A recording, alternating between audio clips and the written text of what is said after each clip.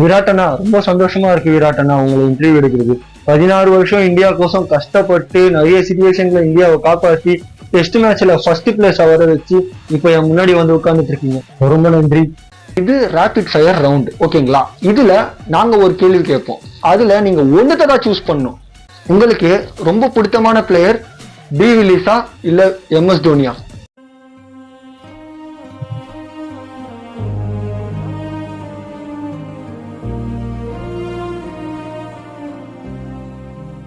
ரெண்டு கண்ணுல ஒரு கண்ணு வேணும்னா நீங்க எந்த கண்ணு சூஸ் பண்ணுவீங்க?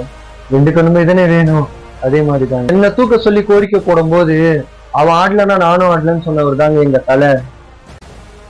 சவுத் ஆப்பிரிக்கா கூட ஆட போறேன்னு தெரிஞ்சோம் பேட்டியில சவுத் ஆப்பிரிக்கா தோத்தாலும் என் நண்பன் விராட் கோலி 100 அடிச்சோன்னு சொன்னவங்க தாங்க டி வில்லிஸ். ஸோ இவங்க ரெண்டு பேரும் எப்படிங்க என்னால விட்டு கொடுக்க முடியும்? ரெண்டு பேருமே எப்பவுமே எனக்கு பிடிச்ச பிளேயருங்க. வாவ்.